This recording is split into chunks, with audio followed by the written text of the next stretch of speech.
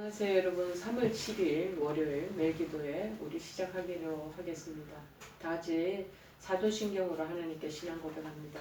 전능하사 천지를 만드신 하나님 아버지를 내가 믿사오며 그 외아들 우리 주 예수 그리스도를 믿사오니 이는 성령으로 잉태하사 동정녀 마리아에게 나시고 본디오 빌라도에게 고난을 받으사 십자가에 못 박혀 죽으시고 장사한 지 사흘 만에 죽은 자 가운데서 다시 살아나시며 하늘에 오르사 전능하신 하나님 우편에 앉아 계시다가 저리로서 산자와 죽은 자를 심판하러 오시리라.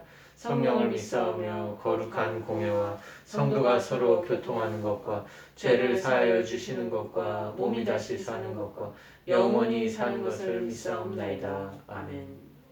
오늘 하나님께서 저희들에게 주시는 말씀은 마가복음 1장 1절에서 8절 말씀이 되겠습니다. 마가복음 1장 1절에서 8절 말씀입니다.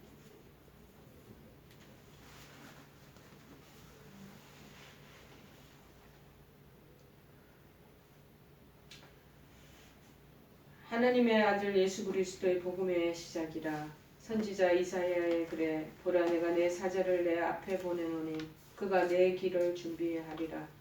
광야에 외치는 자의 소리가 있어 이르되 너희는 주의 길을 준비하라. 그의 오실 길을 곱게 하라.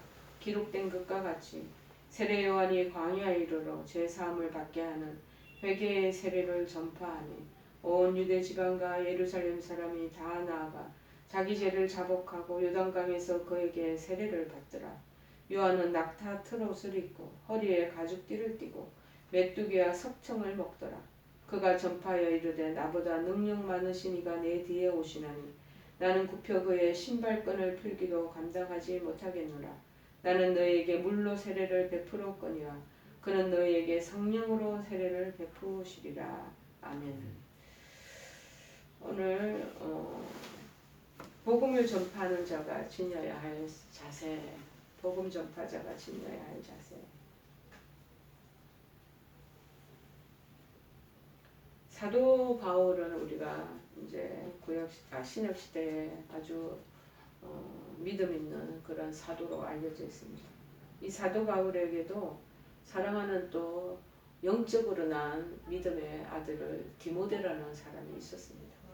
디모데에게 어떻게 얘기를 하느냐면은 네가 하느님과 사람 앞에 부끄럽지 않은 그런 일꾼이 되어라 하고 디모데 후서에서 말하는 내용이 나옵니다. 본인도 그렇게 살지만 너도 나처럼 내가 그렇게 주님을 따라가는 못지않게 너도 좀 그랬으면 좋겠다라고 얘기를 하는 거죠. 그래서 디모데 후서 2장 15절에 그에 대한 공고의 말씀이 나옵니다. 너는 진리의 말씀을 옳게 분별해서 부끄러울 것이 없는 일꾼으로 인정된 자로 하나님 자신을 하나님 앞에 드리기를 힘쓰라. 진리의 말씀을 옳게 분별하는 것 제일 중요한 것입니다. 그래서 부끄러울 것이 없는 그렇게 하나님께 인정된 자로 하나님 앞에 네가 자신을 드려라. 그렇게 하도록 자꾸 힘쓰라는 것. 그러기 위해서는 하나님의 일에 모범된 자가 아주 스탠다드한 자가 되어야 한다라는 것을 말하고 있습니다. 특히 이 복음의 말씀을 전하는 자는 이 복음이 얼마나 귀한 다이아몬드보다 더 귀하고 복된 소식이 아니겠습니까? 그런데 이 복음을 전하는 자라면 자연히 그에 맞는 선하고 의로운 행실이 뒤따라야 한다라는 것입니다. 그렇지 않으면 위선자나 뭐 이중인격자나 뭐 하는 그런 좋지 못한 평판을 자칫 잘못하면 들을 그런 위험이 그런 조직이 많이 생긴다라는 것이죠.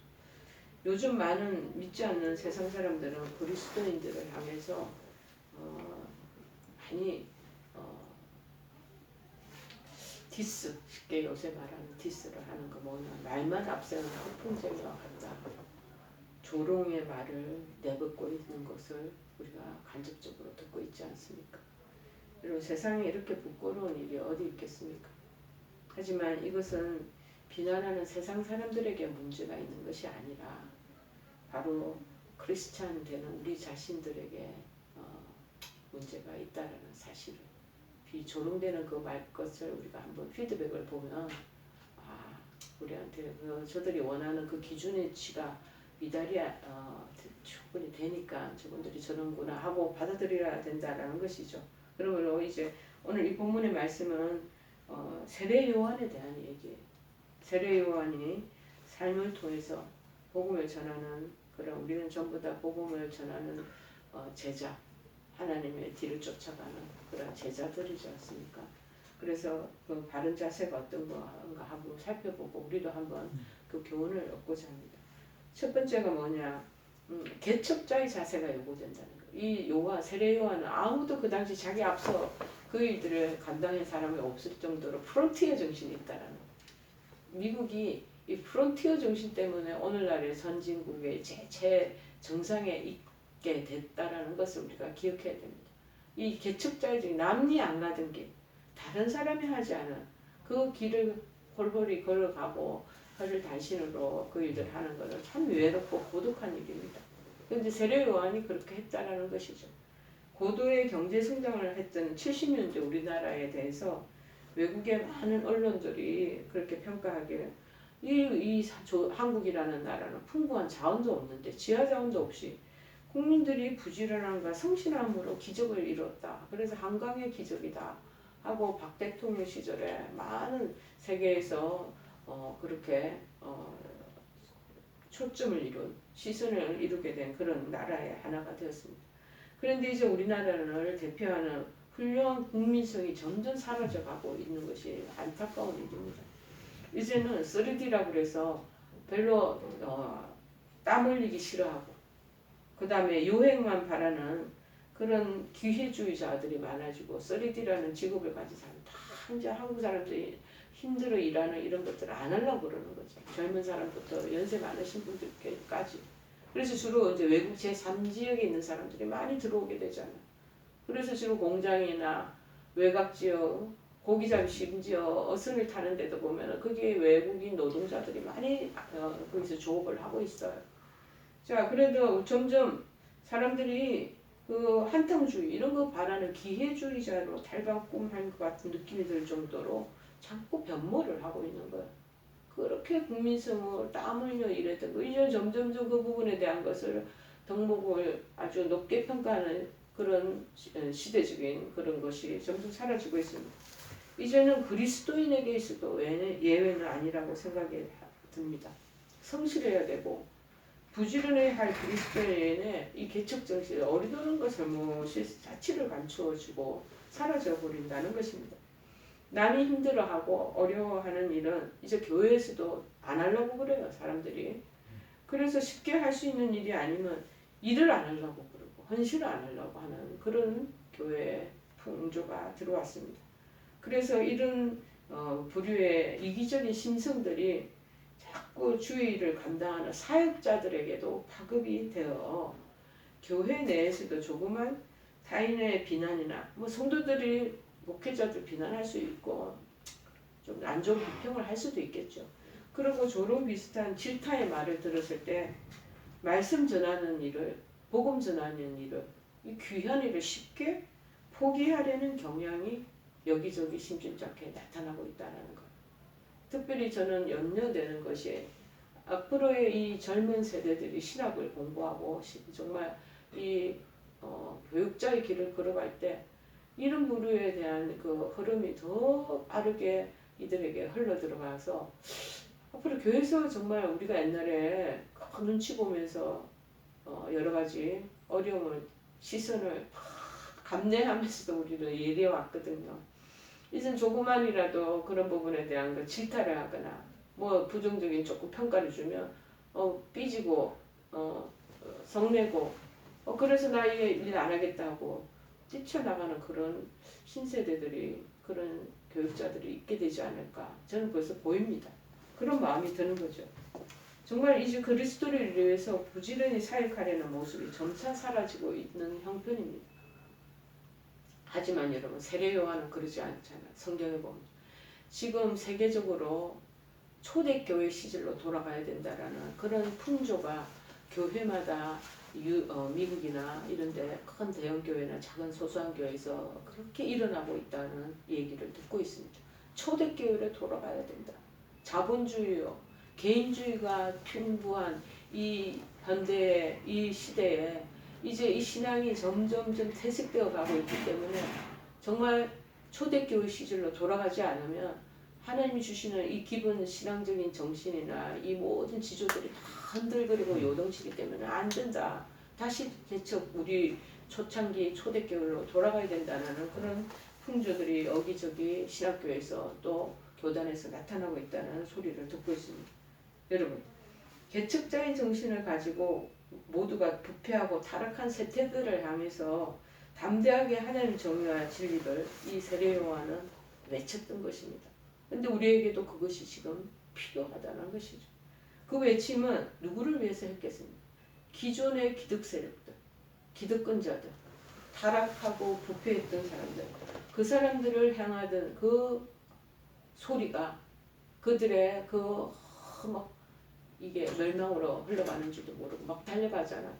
그들을 향하던 그 사람들의 발걸음을 멈추게 한다는 것이. 자, 그들로 하여금 그래서 메시아의 강림을 대비하도록 하는 그런 역할을 이 세례 요한은 하게 되었다는 것입니다.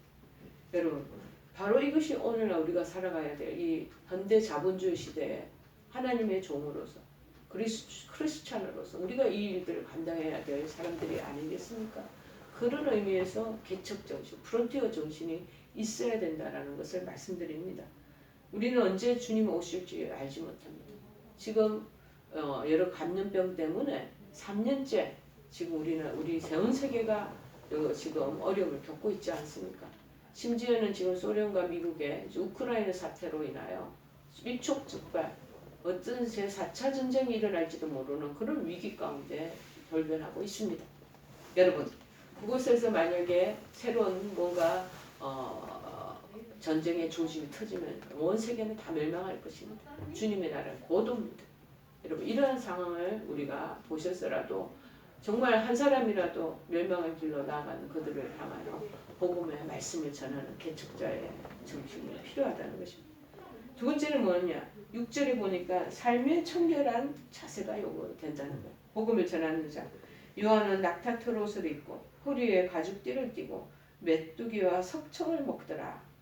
요새같이 정말 음식에 풍부한 시대, 맛에 그런 감별사가 요청되고 그 사람들이 좋은 칭찬 듣는 시대가 어디 있었겠습니까? 그렇게 할 때 이 세례 요한은 청결한 삶에 대해서 지금 우리에게 도전을 주고 있습니다. 교회에서 말씀 전하는 위치에 있는 사람들이 세상적인 부와 명예욕을 과시하는 모습을 종종 보게 될 때가 있습니다. 아주 극소수죠. 극소수이지만 좀 더 좋은 차, 외제차를 타야 되고 좀 더 비싼 고급 옷도 입고 싶어하고 외제를 선호하고 지금은 해외여행의 문이 닫혔지만 해외여행으로 가당 경비를 낭비하고 그렇게 무분별한 사치 때문에 시장에서 자신을 그렇게 자꾸 사치 쪽으로 흘러가게 하는 그런 사람들이 얼마나 있습니까? 하지만 사회적으로 지위가 좀 있고 명성이 있는 사람일수록 청결한 삶을 살아서 주변에 영향력을 끼치는 것은 어떠할는지요. 이러한 모습을 우리가 세례 요한의 모습에서 찾아볼 수가 있다는 것이고 본받을 수 있다는 것입니다. 세례 요한은 그의 명성에도 불구하고 정말 그 당시에 시대적인 한 명 나올까 말까한 그런 선지자였습니다. 그럼에도 불구하고 굉장히 소박하고 청결한 삶으로 일관한 그런 사람이었다는 것입니다. 보아스는 옷 대신에 약대 트롯을 입었고 기름진 음식보다는 가난한 사람들이 주로 먹었던 주식이 그 당시 메뚜기였다고 합니다. 그리고 석청을 먹고 생활했다고 1절에 말하고 있지 않습니까? 또 거친 유대 광야에서 생활하면서도 자신을 생각하지 않고 자신의 뒤에 따라 곧 이어 오실 그리스도를 생각할 줄 아는 자였다는 것입니다. 자기의 분수를 잘 아는 사람인 거지, 한마디로. 자기가 어떤 위치에 있어야 되고 어떤 소리를 해야 되고 어떤 소리를 하지 말아야 하는 자기 분수가 잘 이게 분수를 아는 사람이 그것이 얼마나 중요합니까? 여러분은 어떻습니까? 혹시 남이야 어찌되든 상관없이 내 만족만을 위하여 살아가는 그런데 열심을 보이지는 않습니까? 가난으로 허덕이고 있는 그런 상황이 주변에 있는데도 내 사치와 돈 낭비하면서 이웃의 마음을 아프게 하는 그런 여지는 내가 보이고 있지는 않은지 우리 스스로 돌아보기를 바랍니다. 또 삶의 세 번째는 겸손한 자세가 요구된다. 모범된 그리스도인들에게 제일 필요한 덕목이 있다면 그것은 저는 겸손이라고 생각이 듭니다. 자기 자신을 과신하지도 않고 그렇다고 비굴하지도 않고 다른 사람을 높여줄 수 있는 것 이거 아무나 할 수 있는 일이 아니에요. 근데 지금 사도 요한 세례 요한이 지금 그 일을 하는 거죠. 자기를 막 그렇게 과신을 하지도 않아. 나중에 내 뒤에 오실 예수 그리스도를 위해서 자기가 앞장서서 그분이 곧 더 훌륭한 분이 오실 거다 하고 자기 자신을 그렇다고 처절하게 비굴해서 나는 그보다도 못한 천박한 사람 이러지도 않고 아주 어저씨 자기의 할 일들을 겸손하기 때문에 그렇게 겸손을 보이면서 자기의 메시지를 던지지 않습니까? 어거스틴의 제자 중 한 사람이 그 어거스틴에게 그리스도인의 가장 큰 덕목이 무엇입니까? 하고 여쭤봤다고 그래요. 그때 어거스틴은 말씀하시길 첫째도 겸손이요, 둘째도 겸손이요, 셋째도 겸손이라고 대답했다고 합니다. 그리스도인은요 스스로 낮아지는 훈련이 자꾸 필요합니다. 그래서 누가 뭐라고 하기 전에 내 자신은 내가 자꾸 감독해야 돼. 내가 CCTV를 나한테 비춰서 내가 지금 마음 자세가 어떻게 돌아가고 있는지 아차 잘못하면 우리가 우쭐하고 내 자신을 자꾸 자만하기 쉽다라는 것입니다. 세상 사람들 같이 똑같이 높임 받으려고 하는 마음이 있다라는 거예요. 자, 세례요한은 자신의 뒤에 올 사람의 신들매를 풀기도 감당치 못하겠다고 끝끝내 실전에 자꾸 겸손한 모습을 보이고 있지 않습니까? 정말 내가 그분의 신의 그 발에 그 신끈에 있는 거 그거를 묶은 거 풀기도 못할 정도로 난 근처에도 가지 그 발 뒤꿈치를 따라가기도 정말 모자라는 사람이라고 끝까지 자기를 낮추는 모습이 보이지 않습니까? 그런데 우리가 하나님의 이런 그리스도 앞에서 자신을 낮출 수 있는 자가 높임을 받게 된다는 굉장히 역설적인 것을 우리에게 말씀하고 있습니다. 야고보서 4장 10절에 말합니다. 주 앞에서 낮추라. 그리하면 주께서 너를 높이시리라. 자기를 자꾸 드러내고자 하는 것은 우리 인간의 욕망이에요. 인간이 가지고 있는 그 안에서 우리의 재성이에요. 그런데 자꾸 낮추면 하나님께서 그 모습을 보시고 하나님이 높이신다는 거예요. 그러면 사람들도 그 안에 자연적으로 존경하게 되어 있다는 것입니다. 여러분, 하나님 말씀을 복음을 우리가 전해야 되는 입장이고 복음의 말씀을 우리 안에 우리가 우리 영혼 가운데 간직하는 사람이잖아요. 성도의 자세가 무엇을 요구한다고요? 그것은 높임 받기를 원했다면 남을 섬기는 자가 되어야 된다는 것입니다. 남이 싫어하는 일부터 그 다음에 남들이 하기 꺼려하는 일부터 먼저 솔선수범하는 그런 모습을 보여야 된다는 귀찮죠. 하기 싫죠. 인간적으로는. 내가 왜 이 꾸준히 일을 해야 되나 하는 마음이 들 때도 있습니다. 그러나 그렇게 솔선수범하는 그렇고 그런 믿음의 바른 삶을 깨끗하게 살아나갈 때 하나님이 우리를 점점 이렇게 높여주신다고 말씀하고 있습니다. 하나님 말씀이 뿌려져서 그렇다면 열매를 맺게 하시고 그 다음에 하나님께서 우리의 삶 속에서 그리스도의 놀라운 그 은혜가 주변의 사람들에게 흘러내 보내지도록 우리를 주장하게 되시리라 믿습니다. 중요한 것은 우리의 자세에 달려있다는 것이죠. 오늘 세례 요한과 같이 개척자의 그 자세, 청결한 자세, 그리고 겸손한 자세 우리에게 말씀하시고 있는 것을 우리가 듣고 삼가 우리 자신을 잘 조율해 나가시는 저와 여러분 되시기를 바랍니다. 찬송가 370장 찬송하시고 주 안에 있는 나에게 딴 근심이 있으랴 십자가 밑에 나가 내 짐을 풀었네 주님을 찬송하면서 할렐루야 할렐루야 내 앞길 멀고 험해도 나 주님만 따라가리. 그 두려움이 변하여 내 기도 되었고 전날의 한숨 변하여 내 노래 되었네. 주님을 찬송하면서 할렐루야 할렐루야. 내 앞길 멀고 험해도 나 주님만 따라가리. 우리 다 같이 주기도문으로 기도에 마치겠습니다. 하늘에 계신 우리 아버지여, 이름이 거룩히 여김을 받으시오며 나라의 마음이시며 뜻이 하늘에서 이룬 것 같이 땅에서도 이루어지이다.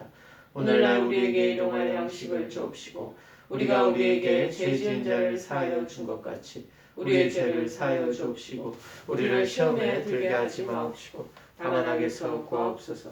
대개 나라와 권세와 영광이 아버지께 영원히 있사옵나이다. 아멘.